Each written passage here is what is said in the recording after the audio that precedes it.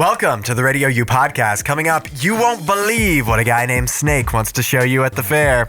Also, the Buckeyes have their QB1. All that and more on the way next. The Cambridge Dictionary is finally added at 6,000 words. Why'd they wait so long? I was going to say, that's a lot of words. It's a lot of words. It seems like it'd be easier if they just added a few at a time. Yeah. Instead of a batch of 6,000. 877-2-RADIO-U. Some of the words that they added, though, like they're kind of on top of things because they just added skibbity to the dictionary. They've defined skibbity. I didn't know you could do that. I was going to say, I thought it was just like a nonsensical thing. That's what I thought, too, which is kind of what they say. The Cambridge Dictionary now defines skibbity as a word that can have different meanings, such as cool or bad, or can be used with no real meaning as a joke. Yeah, so basically, no real meaning at all, because it's like, it's either cool or it's terrible, or it's just nothing. Thank you, Cambridge. They could put that literally for any word in the dictionary. I was going to say, that's not a definition at all. It doesn't define anything. That just tells you how undefinable the word skibbity is. Yeah, which makes sense. Like, skibbity doesn't mean anything. It's a nonsense word. It's like flip-flap-a-floor. It's gibberish. Yeah, it is. It's gibberish. I could use it for whatever I want. Right. So I think it's just dumb that Cambridge even added this in. Yeah. I understand they need to keep up with the times and our language is constantly changing, but that doesn't mean that every word has a definition, which therefore means you can't add every word to the dictionary. Right. But also, it's interesting to me that you say that because the person that they for this article that they talked to from Cambridge said that they were very meticulous about which words they would add because they didn't want to just add internet fad words that, really aren't going to stand the test of time. You think skibbity standing this test of time? I feel like I barely hear that word anymore. Like it really did have its heyday. Yeah. And now I'm like barely hearing it anymore. Yeah, we've moved on, but it is getting its own movie. So, oh boy, isn't it Michael Bay who's doing Skibbity Toilet? Really? Yeah, pretty sure. How far he's fallen. Which really fits. Some of the other words, the new modern words the Cambridge Dictionary has added include delulu, which is really just basically an abbreviation, a different way of saying delusional. Yep. They've added tradwife, which is helpful to me. That's an abbreviated form of traditional wife. Which is describing influencers who glorify that role. They also have updated some meanings of words that like used to mean one thing and still kind of do, but also now mean other things, like snackable, which ordinarily would mean addictive food, now can also mean online content that you read and watch in small bursts. I didn't know that was how you could describe that, but I guess, yeah. That's actually, I didn't want to sound like I'm out of the loop. But I hadn't heard that. I've not heard anybody that I know say snackable. Yeah. In referring to online content. Yeah, me either. So it's just, we're so, language is constantly changing. And even despite the internet bringing us all together, it also still, we're so fragmented. Mm-hmm. We're so fractured. There's still like pockets of things that everybody in this group would use, and you've never heard it. Yes, 100%. Even though I'm on TikTok all the time, there's still words that people use on different parts of TikTok that I never get to see. Right. They don't let me see that part of TikTok, the snackable part. Radio U, where music is going, 877-2-RADIO-U. Yesterday, we got a trailer for a groundbreaking horror movie that is coming out this October. It's a trailer for the movie Good Boy, which is a horror movie that's basically told from a dog's perspective. Yeah. The dog is the main character of the movie, and the dog's name is Indy. First of all, it was funny because Allie and we both heard about this movie. Yeah. But we were both independently duped by fake trailers, 2 different fake trailers. And we each watched and we're like, maybe. And then it was like, no, that's not real.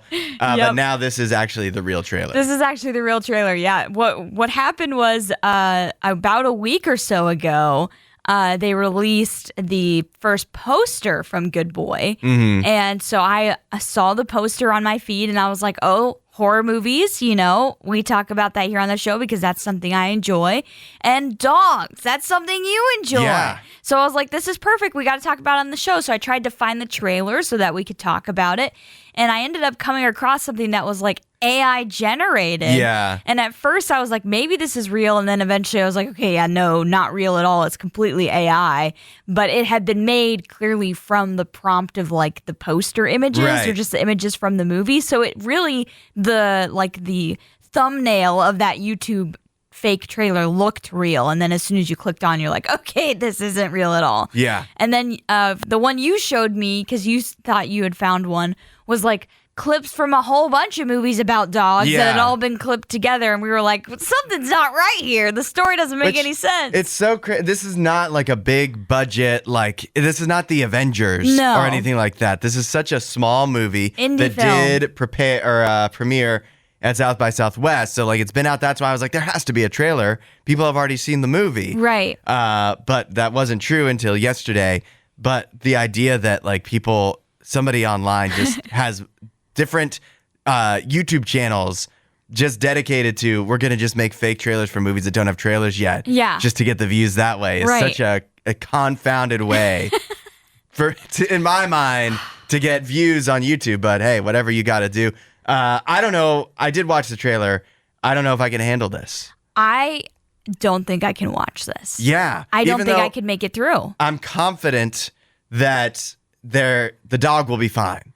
The dog gives final girl energy. Yeah. The final girl always survives if you know the rules of horror films. Yeah. There's no way you're killing a dog in a movie. Not a movie like this where it's the main character. It's the main character, yeah. We don't want another entry on didthedogdie.com. Right. So, yeah, but still, this acting performance, if you want to call it that, by this dog is so moving that I was like, I can't watch this dog suffer. I can't do it.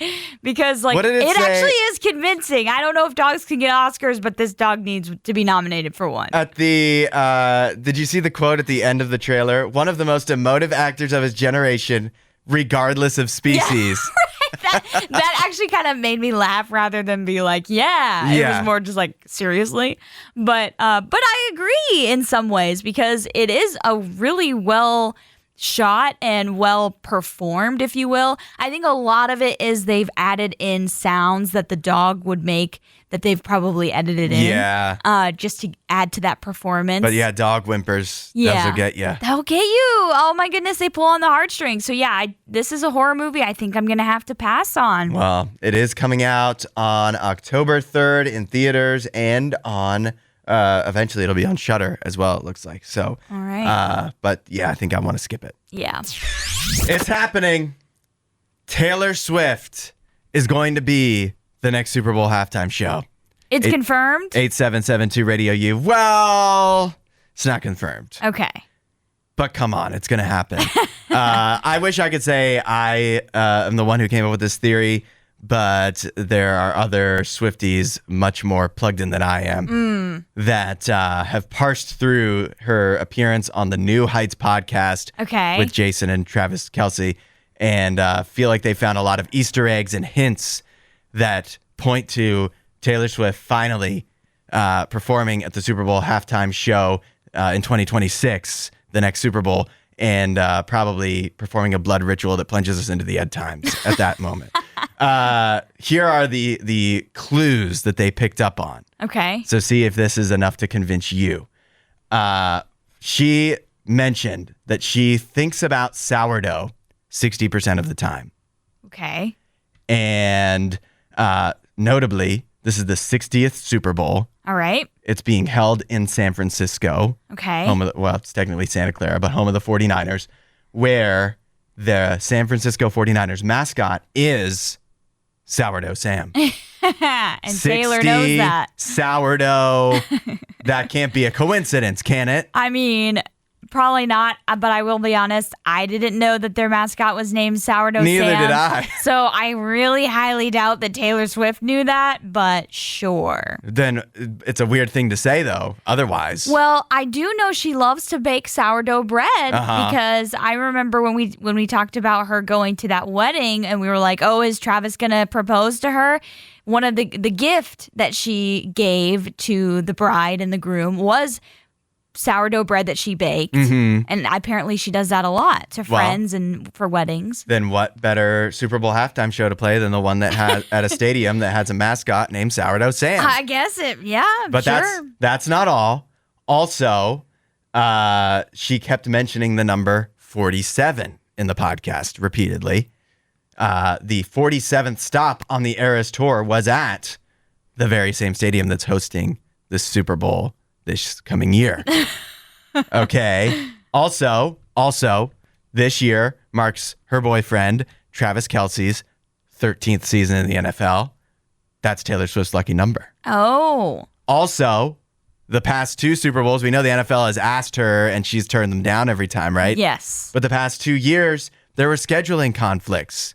2 years ago, she was busy re-recording a bunch of her albums. Now she has her masters back. So in her album, the new album, The Life of a Showgirl, drops this fall. So a great time to promote it again. Yeah. And maybe start off a tour, something like that would be at the Super Bowl. And last year she was doing the Eras Tour, so it would have really created a scheduling conflict. So everything's open. Yeah. And I am convinced that this is going to happen. You're convinced. I think it's definitely happening. I think there's a good chance that this could be the year that she decides to do it.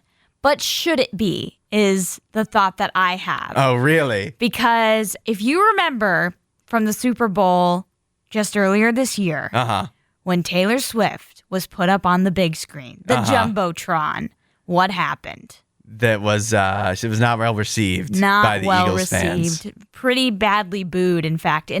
She showed it on her face how surprised she was by how loud people were being. Like she looked shocked. Yeah. And so I don't know if it actually would go over that well. Maybe it would be different knowing ahead of time Taylor Swift's going to be there, Taylor Swift's going to perform, it's going to change the crowd. But is that a good thing for the NFL to change the crowd that's going to go? Because the Swifties are a crazy bunch. They might actually buy a bunch of these tickets and leave at halftime when the show is over. You know what I mean? Like, how does this change the dynamic of the Super Bowl? They've had other, the halftime act at the Super Bowl never makes any sense. You know what I mean? Like from a football perspective. But I think this is something where it's like such a different crowd from NFL fans that you might end up getting people, especially if Kansas City doesn't make it into the Super Bowl, which I don't think that they're guaranteed to get in at all. If they're not there, why would the Swifties even stay? So you think the NFL won't ask her because they don't want her there? No, I'm not saying they won't, but I'm asking, should they? Is it a good move for the NFL? Even Taylor Swift pointed out in the podcast. I just don't understand. Those that are the sports fans are kind of tired of seeing Taylor Swift in their space. Well, they better get used to it because she's doing the halftime show. I don't see how the biggest game in the world and the biggest star in the world coming together could be a bad thing. Well, I'm just saying either of them. She needs to expect that there might be some boos. The crowd might not be as favorable as an Eras Tour crowd. You know what? It's going to be hard to hear the boos when she's playing anti-hero. It's going to be pretty tough. There is drama in the Bigfoot community. 8772 RadioU, an upcoming exhibition at the New York State Fair is causing discord. It's causing dissension.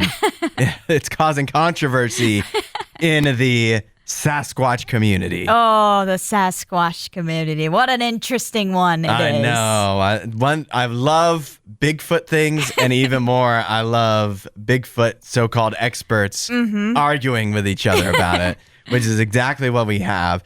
So the New York State Fair is supposed to have an exposition where they are going to be showing off what they say are real Bigfoot remains. Oh, wow. That's a claim. That's a big claim. The Bigfoot remains were allegedly discovered in the fall of last year, deep within the Adirondack Mountains, by veteran cryptozoologist and lead investigator Charles Snake Stuart. Are we really going to trust a man named Snake Stuart over here? How did he get that nickname? I don't know, but that's not a good sign. I mean, Snake Stuart? Yeah. Sounds like he's, maybe selling some snake oil over That's here. right. It sounds like he could be a little devious. Yep.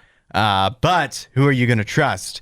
Charles Snake Stuart or Matt Moneymaker? Oh, Matt Moneymaker is back. He is. We talked about him a few months ago. He's the founder of the Bigfoot Field Researchers Organization, and he recently posted a scathing post on Facebook where he says, a newcomer, hoaxer / scammer going by the name Charles Snake Stuart is claiming to have a Bigfoot corpse that he'll exhibit at the New York State Fair in August.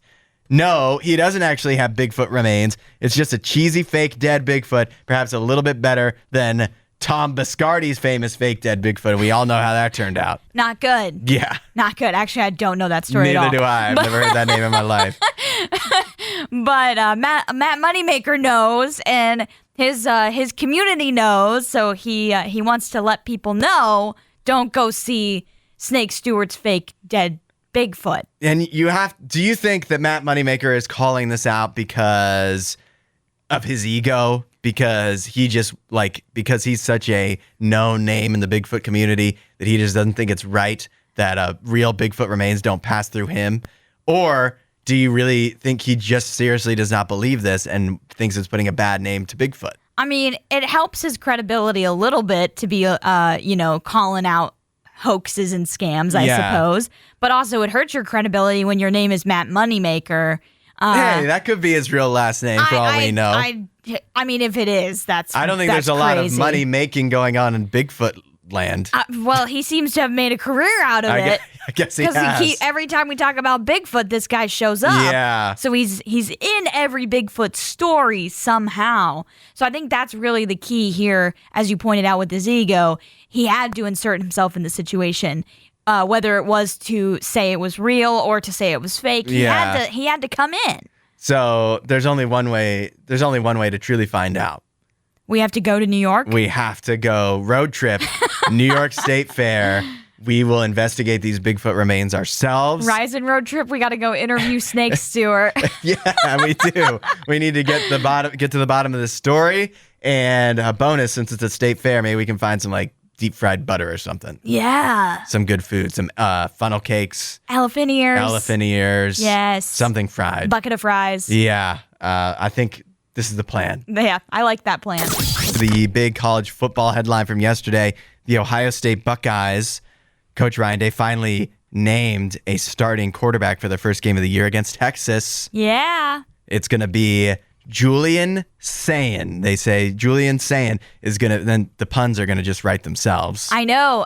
Even they leaned into that. The Ohio State Buckeyes official account posted it's Super Saiyan time. What does that mean? I think that is like a Dragon Ball reference Z? to anime. Yeah, it's Okay. like the Super Saiyan or whatever. They tried a little, actually. They put in the effort for that. I think. They tried a little bit. Yeah, but I mean, can you imagine, nobody reads newspapers now, but imagine being a newspaper writer in I don't know, when newspapers were famous and people read them.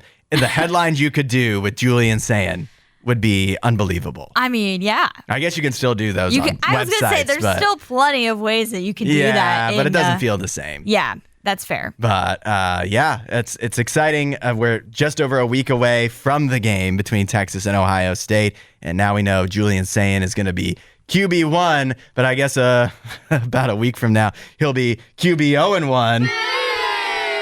I'm sorry. I was going to say, that was a terrible joke. Yeah, it was pretty bad. That was really, really not bad. Not good.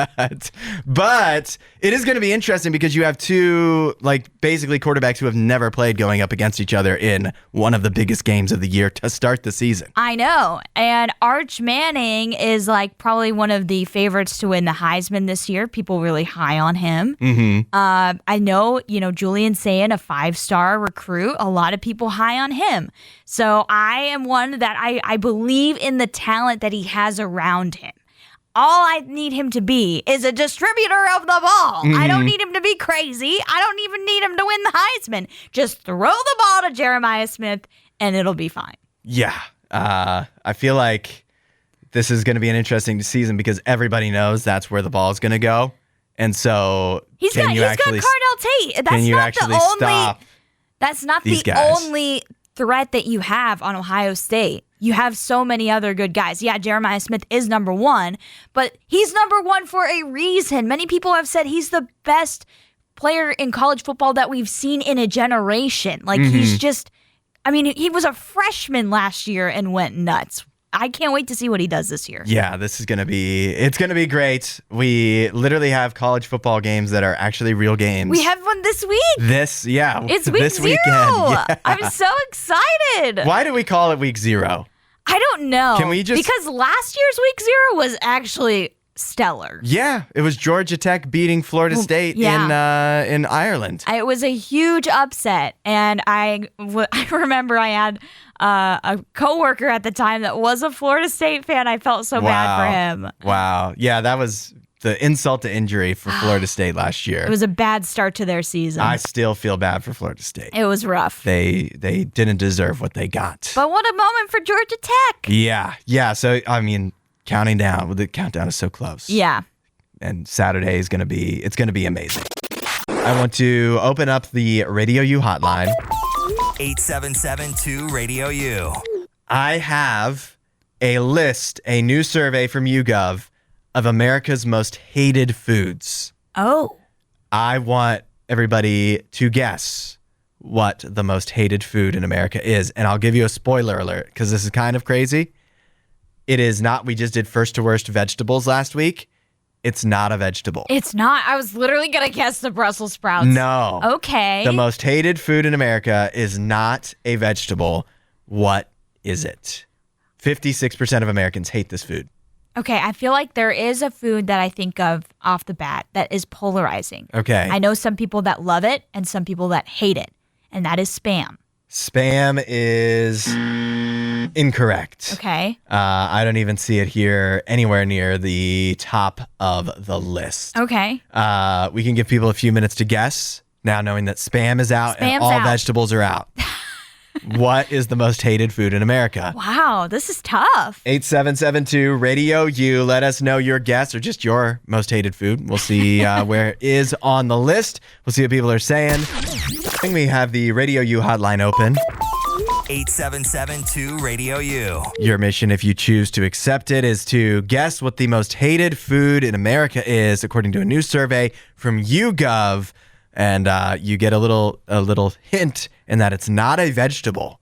A lot of people guessing candy, though. Yeah, this is crazy. Literally like half of the people texting in are saying black licorice. Yeah, or another candy, which is a hated candy, candy corn. Yeah.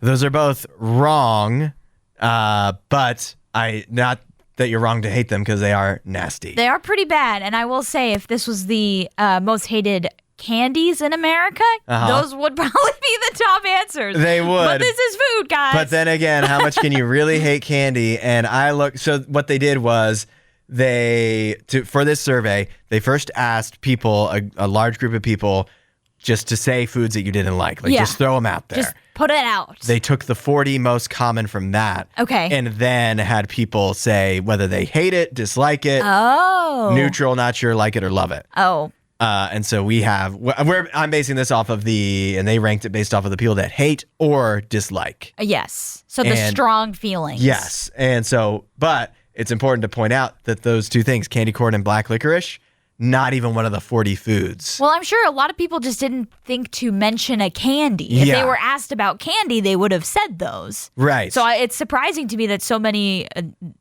people answering went to candy. Off the top of their head, go candy and go black licorice or candy corn. Yeah. Maybe it's because we're heading into fall, the candy corn. I know, we're starting to see all of the candy come back out because everybody's getting ready for Halloween. Now, we're getting a lot of texts, and it's a lot to keep track of, but I have not seen anybody get this correct yet, the most hated food in America. Let's see. We heard from Chad. Chad's guess, oysters on the half shell.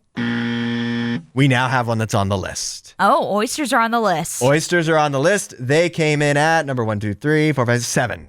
They were the 7th most hated food in America. I feel like it's an acquired taste. Yeah. You know? And It's a I taste- definitely don't have that taste. I want to acquire it, but also I can't afford to acquire That's it. fair. And so I guess it's just better off that I just don't.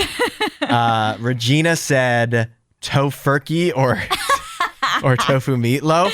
My cousin Kathy also guessed tofu. Tofu, not the most hated, but it is number 4 on the list. Okay, so a lot of Which people don't like it. It's surprising to me. Have you eaten tofu? I have not. I had I am tofu. an American and I like meat. Yeah, I had tofu one time. I was at a friend's house. His mom made dinner for everybody. She secretly made tofu meatloaf. And didn't tell Because anyone? no, this is what's crazy. She told like us, the other like friends that were over, she did not tell the dad, her husband, because he would have not eaten it. Because he was like a man's man. It's like, I want meat like you. And so, but then I'm like, why are you telling all of us? We're like teenagers. We're not going to be able to keep this secret. But we did. But it was not bad. It was not bad at all. Yeah, Maybe I she's just a wouldn't- really good cook, but it was not bad meatloaf. I wouldn't be against trying it, but I'm a full-blooded American. I want the meat.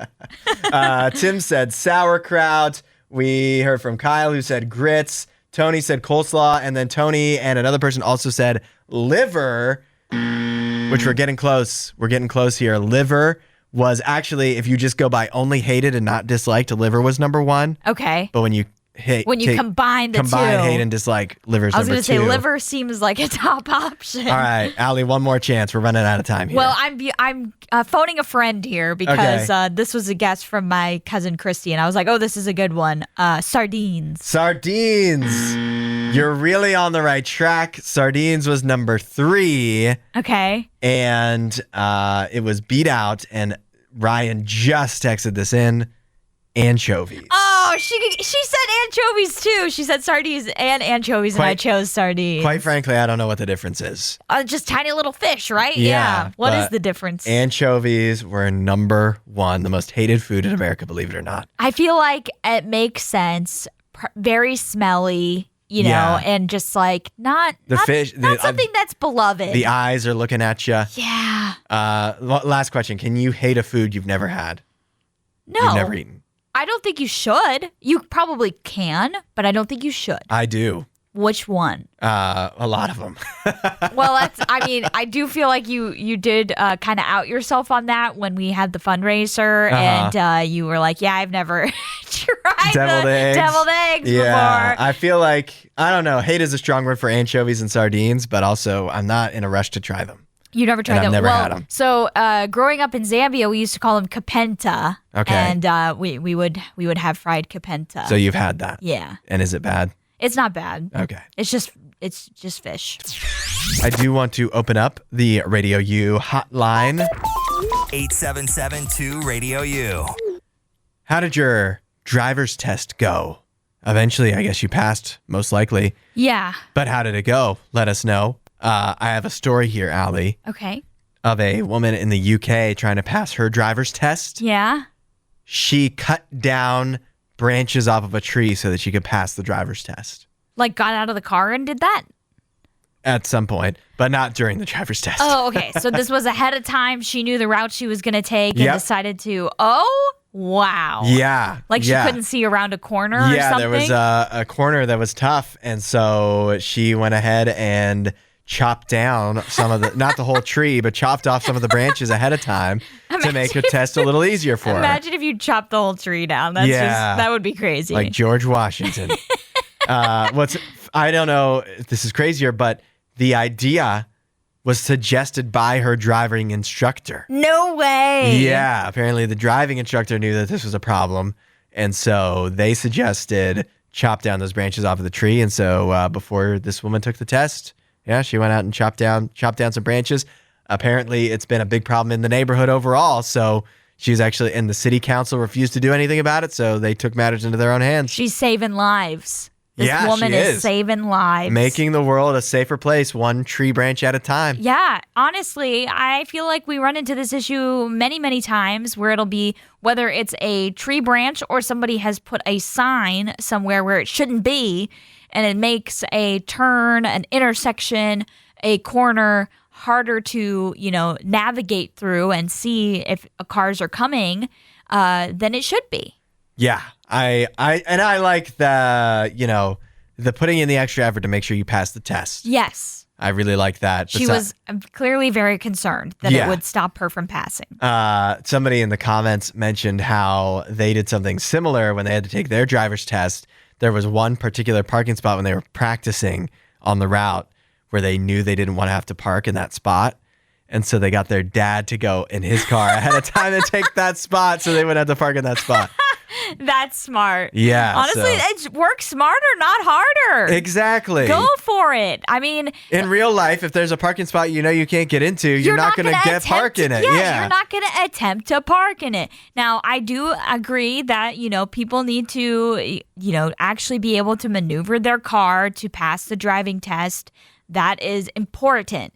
But there are aspects of the driving test, at least here in America, that I feel like no one actually does this. Yeah. I get that it's the law, but like the whole, you need to fully stop behind the stop bar before you can inch forward to actually be able to see before you turn at a stop sign. No one does that. So that's the only thing you do. I feel like there's multiple things, but that's something that you do in a driver's test where it's like you only do that in the driver's test to pass the driver's test. Parallel parking too is the classic one. Oh, yeah. That while it's not a skill that you will never use necessarily, you don't have to use it. No. So it's crazy that is what they use. That's how they judge you. We've got some people texting in about their driving test experience. So we want to hear from you. 877-2-RADIO-U. How did your driving test go, or driving tests? And we'll see what people are saying. We want to know how your driver's tests went. Let us know your story. This is because a woman in the UK, ahead of her driver's test, went ahead and chopped down some branches off of a tree at the suggestion of her driving instructor to make the test easier for her. Yeah. And some people are texting in with some pretty good stories. We heard from Luke, who says, I'm pretty sure the cop I rode with during my final test wasn't even paying attention, and the whole test lasted about 3 minutes. Must have been nice. I was going to say that's a good thing, because I feel like a lot of people, they actually are traumatized by the experience with the instructor. Yeah, definitely. Dylan said, when testing for my CDL, I totally cut someone off in a semi with a trailer. I just pretended everything was normal and nothing happened, and they never said anything, and I passed. Whoa! Oh, no. We heard from Tim. He says that as a delivery driver, I need people to stop behind a stop bar. There are times where I have to swing out wide or cut a turn short because someone decided to pull forward instead of stopping. Yeah, I get what you mean there, because I do get annoyed when people like pull way ahead and then like having to turn through the intersection. Maneuver. Yeah, it's really tough. So I get what you mean. My point was more just like that is an automatic failure on a driving test. Yeah. And everybody breaks that rule every single day with driving. Every example of driving that you see is people pulling past the stop bar or inching past it. Did you see what my mom said? I was going to tell my driver's test story, but she texted it in told for it me. for you. Yeah. Oh, no. Okay. Which means it's true, though. Yes. She said, Hudson, failed my first driving test when I stopped on the stop line instead of behind it after a pristine parallel park, she says. Oh. Even she gave me credit for the parallel park. In a minivan, by the way. Oh. In my mom's minivan. I nailed the parallel parking. That's not easy. No, that is not easy. That is exactly what happened to my brother. He stopped on the bar, and it is an automatic failure. He passed the maneuverability, passed everything else, but that stop bar got him. And again, every example of driving he'd ever seen was people stopping on the bar and then inching forward to be able to see. Because most of these, you can't see around the corner or see wherever you're supposed to go with these stop signs to be able to see when you're supposed to go. William says to get my temporary license, I took the test on the computer and passed, then took the eye test and failed. That's when I realized I needed glasses. Wow. That's a good way to find out. Yeah. By the way, can we talk about the eye test that they give you when you get your license? I don't think I actually took an eye test. You didn't get an eye test? No. They give me these, you look into these binoculars. Has anybody else had to do this? Oh, no. Yeah, I did that. You look into the binoculars, and for some reason, I was thinking of like the actual like eye test where it'd be like, all right, wall, read the. I think some places have that. Yeah, I don't think I did that. Even that, I get it. Like that's just how we evaluate vision. But at the same time, you don't need to see small letters when you're driving. You're not going to crash because you couldn't read a sign. You're going to crash because you're were not reading paying the attention. sign. Yeah, that's right. Because you're too busy reading the sign, or probably your phone. Yeah. So, and I with those binoculars, I cannot see in those. So that is a tough thing for me. I also never look through binoculars when I'm driving either. I don't think that'd be safe either. So. Right. I always feel like when I take those binocular tests, like at the eye doctor, where you're supposed to see the stuff as it's moving, the dots. Yeah. I feel like I start to add ones that aren't there. Yeah, definitely. I'm just rapidly pressing that button. My brain fills in some gaps. Definitely. I don't trust those things at all. I always feel so stupid when I'm doing those. I know. I'm like, I'm pretty sure I'm not seeing these, but like, what am I supposed to be seeing here? Because I think I'm just making it up. Thanks for listening to the RadioU podcast. Don't forget to rate and review the show.